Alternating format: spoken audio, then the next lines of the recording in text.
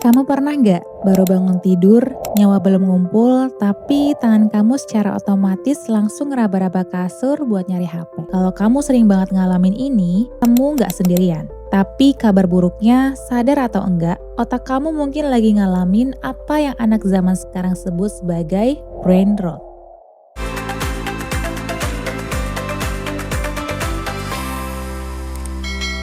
Niat awalnya sih cuma mau matiin alarm atau ngecek chat sebentar. Tapi tiba-tiba jari kamu buka aplikasi video pendek, terus kamu scroll satu video dan lalu ketawa. Scroll lagi, terus senyum-senyum. Tahu-tahu pas kamu ngeliat jam, ternyata udah 1 jam lebih kamu cuma tiduran sambil ngeliatin layar. Pas kamu akhirnya bangun, kepala rasanya berat banget, mata capek, dan anehnya kamu ngerasa kosong. Kayak energi kamu udah habis duluan padahal belum ngapa-ngapain. Kalau kamu sering banget ngalamin ini, kamu nggak sendirian. Tapi kabar buruknya, sadar atau enggak, otak kamu mungkin lagi ngalamin apa yang anak zaman sekarang sebut sebagai brain rot.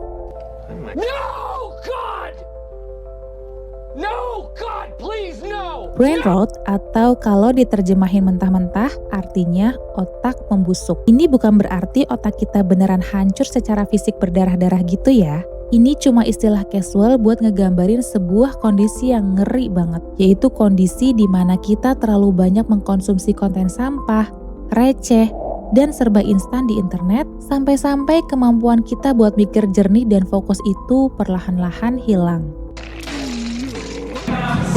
Coba deh jujur sama diri sendiri, seberapa sering kamu nonton film layar lebar, tapi harus disambi main HP karena ngerasa alurnya kelamaan? Atau berapa sering kamu baca buku, baru nyampe halaman 2, mata udah berat dan pikiran udah kemana-mana. Kita hidup di zaman dimana segala hal kerasa lagi lari maraton. Ibaratnya nih, perut kamu setiap hari dijali terus-terusan pakai junk food atau ciki penuh micin. Rasanya emang enak banget di lidah, nagih dan bikin mau lagi. Tapi gizi buat badannya nol besar. Lama-kelamaan badan kamu lemes, gampang sakit, dan kehilangan fungsinya kan? Nah, brain rot itu persis kayak gitu. Itu junk food buat otak kamu. Kita dicekoki ribuan potongan informasi, joget-jogetan, dan drama berdurasi 15 detik setiap harinya. Sampai otak kita kelelahan buat mencerna itu semua. Hasilnya, kamu jadi pelupa, malas mikir panjang, gampang emosian, dan rentang fokus kamu sekarang mungkin lebih pendek dari ikan mas koki. Terus, kenapa sih kita bisa sampai kayak gini? Secara psikologis dan sains, ada satu biang kerok utamanya, yaitu dopamin. Kamu mungkin udah sering banget denger, tapi biar gampang, bayangin dopamin ini sebagai kurir kebahagiaan di dalam otak kita. Tiap kali kamu dapat likes di postingan, dan video lucu, atau dengerin lagu jedak-jeduk yang pas banget beatnya, otak kamu ngeluarin yang namanya dopamin ini. Rasanya tuh seneng banget. Masalahnya, konten pendek alias short form konten ini ngasih dopamin dengan cara yang terlalu gampang dan overdosis. Ibaratnya nih, kayak kamu lagi menang undian tiap 5 detik sekali.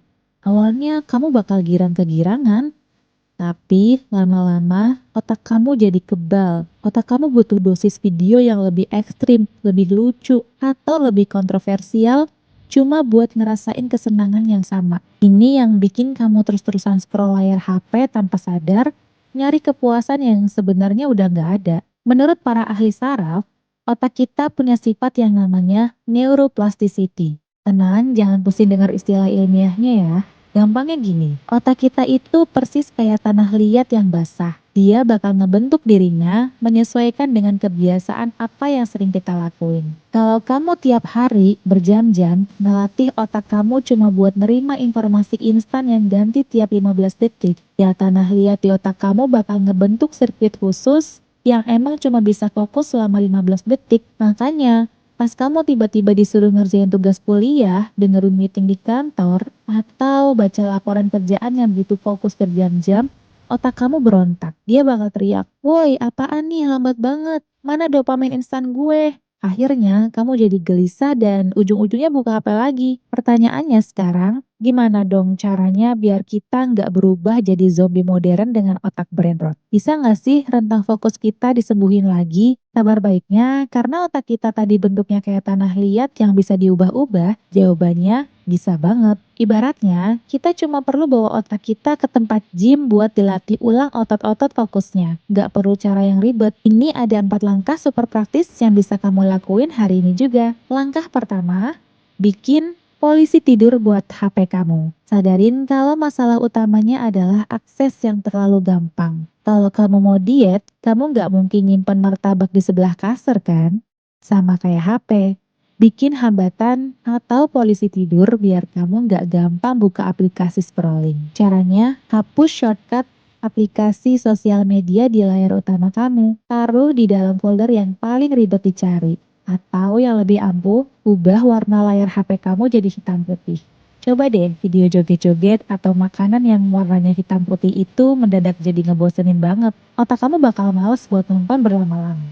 Langkah kedua, belajar puasa ngemil dan mulai makan berat. Berhenti ngasih otak kamu junk food atau video pendek 15 detik itu. Mulai ganti dengan asupan informasi yang butuh proses pencernaan lebih lama. Kalau kamu suka YouTube, biasain nonton video long form atau podcast yang durasinya di atas 30 menit tanpa di-skip. Kalau kamu suka baca, paksain baca artikel panjang atau buku minimal 10 lembar sehari. Awalnya pasti kerasa gatel banget pengen berhenti, dan itu wajar. Otot fokus kamu kan lagi kram karena jarang dipakai, tapi ya paksain aja. Tahan rasa bosennya. Perlahan-lahan, otak kamu bakal ngebentuk ulang tanah liatnya buat terbiasa mikir panjang dan dalam lagi. Langkah ketiga, jangan takut sama rasa bosan. Ini kebiasaan buruk kita di zaman sekarang, yaitu nggak bisa diem. Lagi antri di kasir, buka HP. Lagi di lift, buka HP. Bahkan lagi nongkrong di WC pun bawa HP. Mulai sekarang,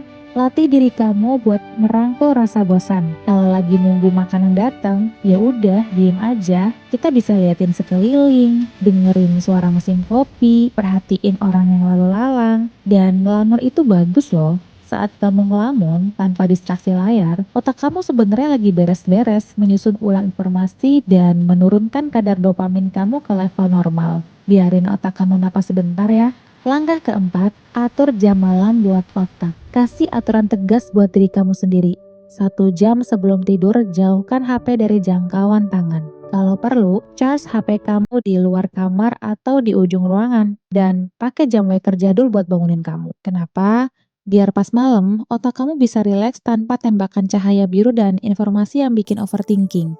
Dan yang paling penting, biar pas kamu melek besok paginya, hal pertama yang kamu pegang bukanlah HP, tapi rasa syukur karena kamu masih bisa napas di hari yang baru. Pada akhirnya kita harus sadar satu hal yang penting banget. Hidup kita ini dibentuk dari apa yang kita perhatikan. Kemana perhatian kamu mengalir, disitulah hidup kamu berjalan. Kalau tiap hari, tiap jam, perhatian kamu cuma habis kesedot buat ngeliatin hal-hal yang receh, palsu, dan gak penting di layar kaca, ya jangan kaget kalau perlahan-lahan hidup kamu juga bakal kerasa gak penting dan jalan di tempat. Udah saatnya kita ambil alih kendali atas otak kita, atas waktu kita, dan atas hidup kita. Jangan mau dijajah sama algoritma yang cuma peduli sama watch time dan keuntungan iklan mereka. Kamu lebih berharga dari sekedar angka tayangan di layar. Mari kita perbaiki tanah liat di kepala kita sedikit demi sedikit mulai hari ini. Terima kasih banyak udah nonton dan nyediain waktu kamu buat dengerin video ini. Semoga bermanfaat dan sampai jumpa di video selanjutnya.